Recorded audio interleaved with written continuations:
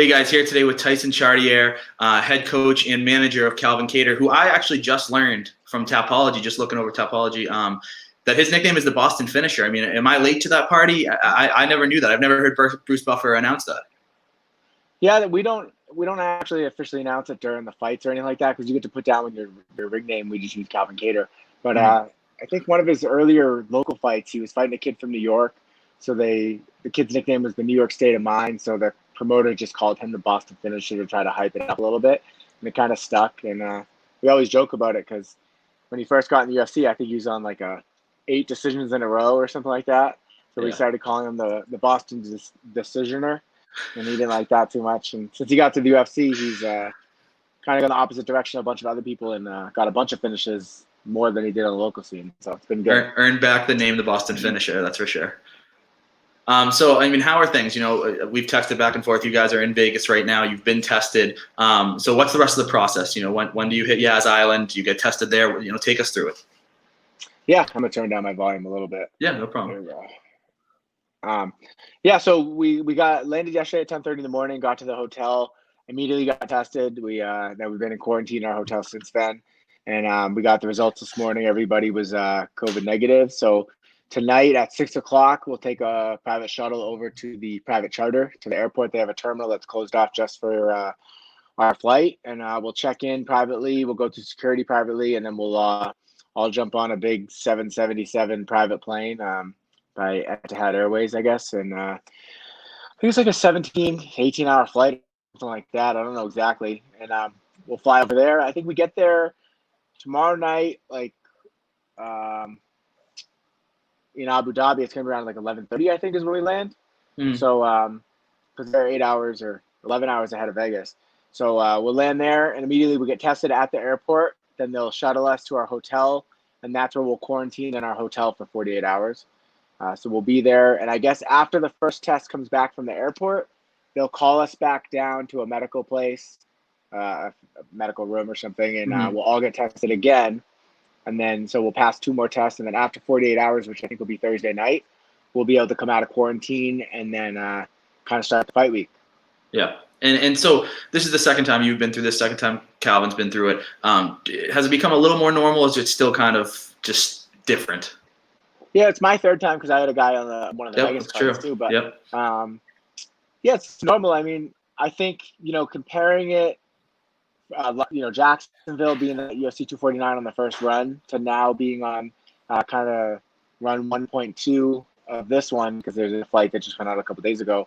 You see the difference in the process and how much even more dialed in it is, and some of the holes that maybe they could have filled in a little bit better in Jacksonville, and that's not a complaint. It's just it's a learning curve for them too.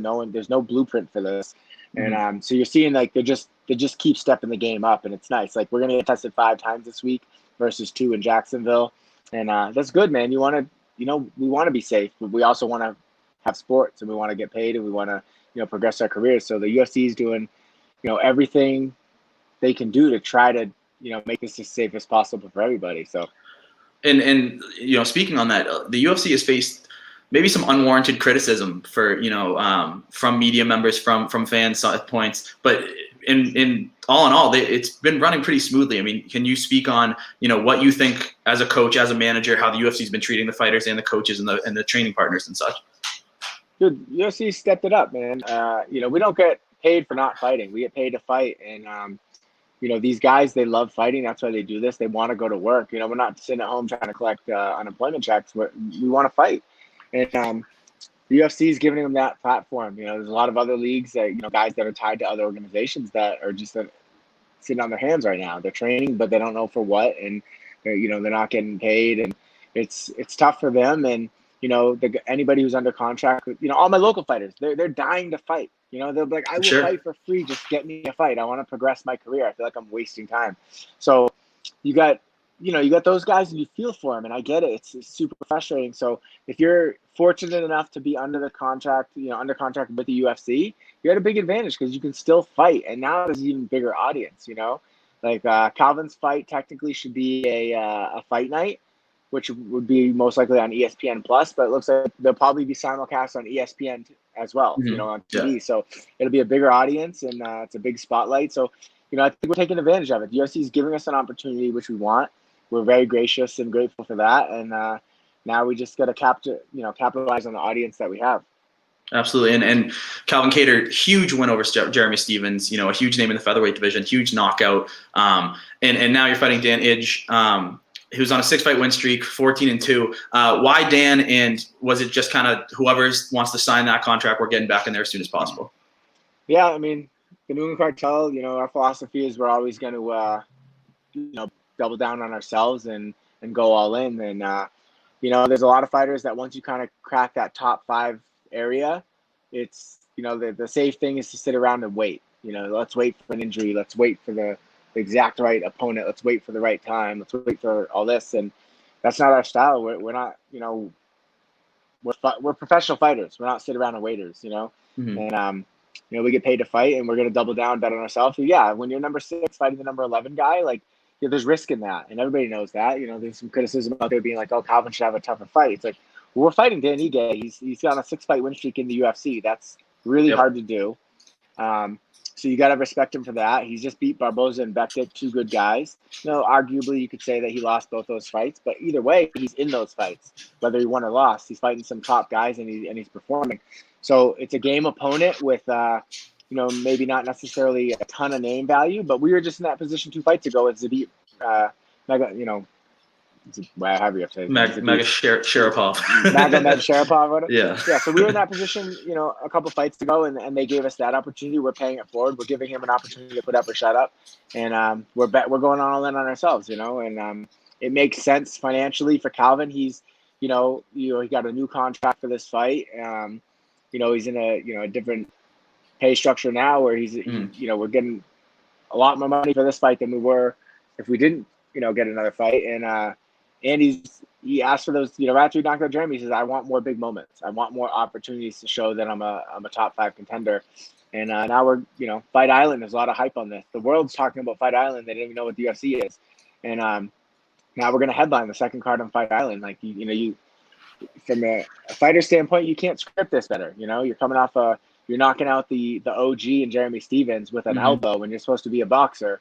And then a month, 2 months later, you're going to Fight Island to headline a card. It's definitely a big moment, and that's what he asked for. And this is the second time Calvin Kattar's headlined a card. He was supposed to fight UFC Boston. Zabit got injured, moved to Russia and fought in his backyard.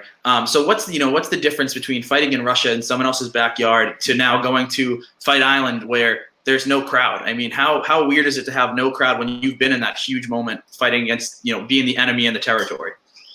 Yeah, we've done it all. Calvin's been the away guy. He's been the home guy. We went to California and fought Andre Philly on 9 days' notice, and that went really well. We went to Zabit's backyard, and we performed. We didn't get scared by the big, the big scary giant. He kept coming forward and made it a fight. That's what sets Calvin apart, from other fighters is like it doesn't faze him. The Jeremy Stephens, there's no crowd. It didn't bother him. But you hear some of the other fighters, you can see it affects them. There's a couple of fighters on, when they had the fights in Vegas, they were like, oh, it's too quiet in here. It's like, oh man, when you're dialed in and you're focused, like, we're going to have Dan Ige sitting across the cage from us trying to steal our lunch money.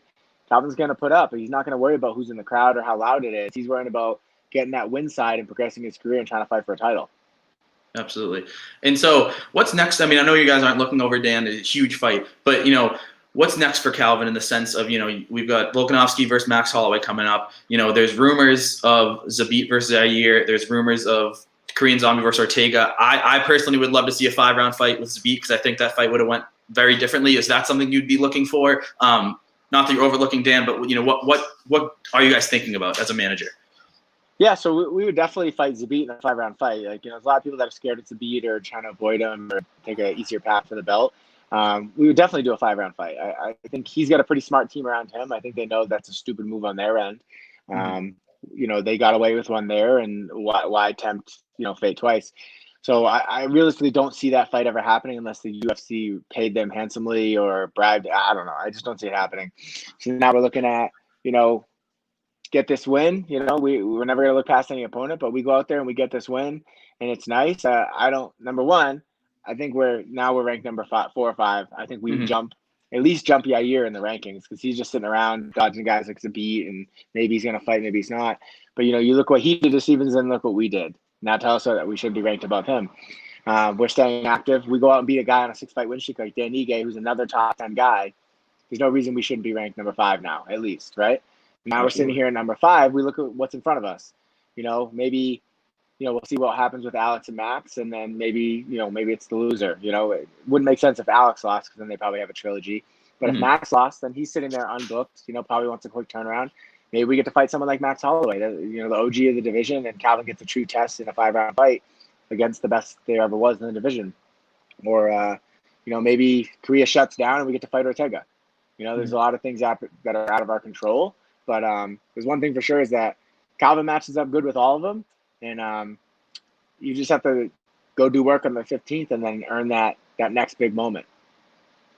Absolutely, and I'd be looking forward to any of those. So, another TopGame Management standout that you have is Rob Font. Top 15 in the bantamweight division. When can we expect to see him back? Yeah, so the surgeon, he got ACL reconstruction back on January 22nd. He hurt it in the Ricky Simone fight last December. And the surgeon's really happy with where his knee's at. The PI staff, who I stay in close contact with, they're really happy with how he's progressing. And, basically what the doctor told me was, hey, I'm going to see him again in another 6 weeks. And I'm thinking that, September you go back to 100% training, which means fight, late fall or whatever. He's like, but I assume at that point, maybe you guys want a faster timeline, so there might be some sort of negotiation. So we'll see, but all signs are pointing to that he should fight again at the end of 2020. And then, he's on a 2-fight win streak. Let's go in there, get another top 10 guy, and, just make it 3 in a row and then see what's next. And the bantamweight division is one of the most exciting divisions in the UFC right now. So I think we're all looking forward to Rob coming back. Another guy is Kyle Bochniak. He was released from the UFC. Obviously, he's had some tough losses, but had, 4 or 5 fight of the night caliber fights. What's next for him? Is he looking at some local promotions like CES? Is he looking at Bellator? What's next for him? Yeah, so our plan was to go back to CES, which is where he had cut his teeth and got to 5-0.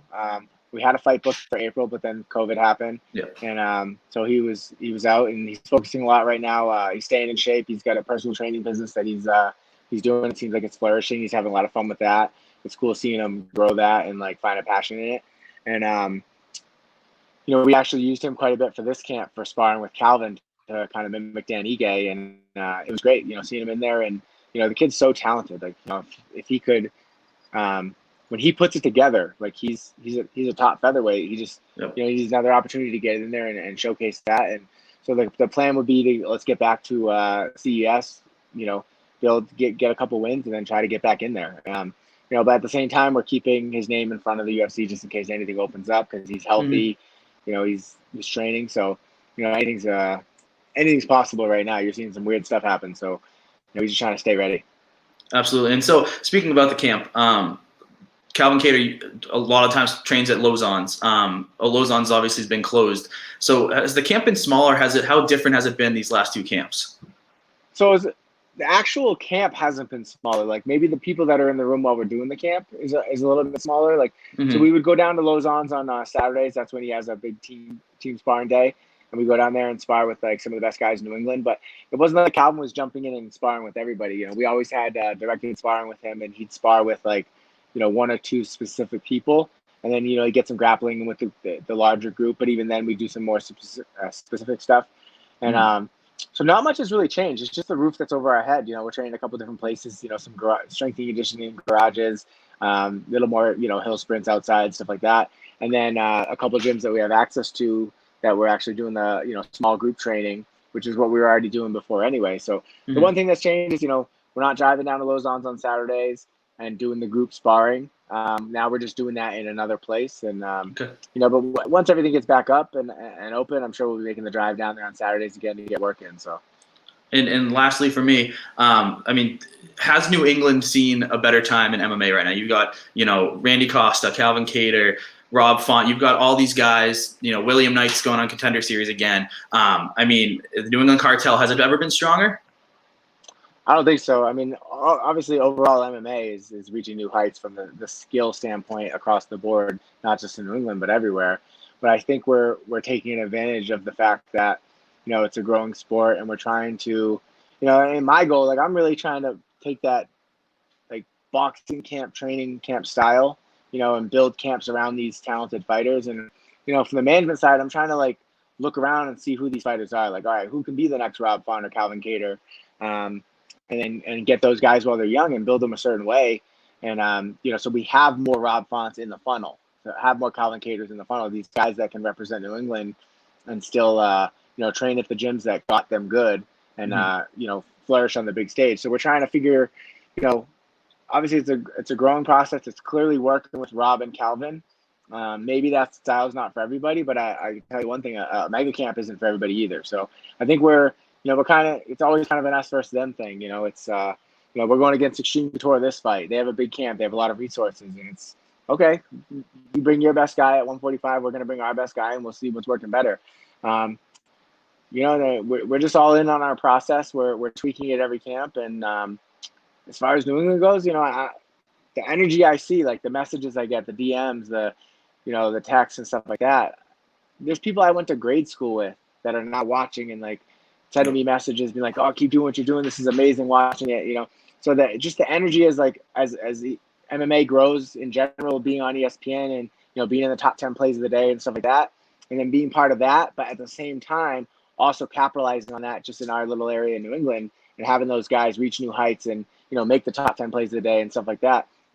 I think New England's pretty proud right now. I'm proud of what we're doing, and I think a lot of the other people are starting to realize it, and it's like we have a bigger team around us that's cheering for us. They're part of this, Absolutely. Tyson, thank you for the time. One of the best in New England at coaching and managing the best of New England.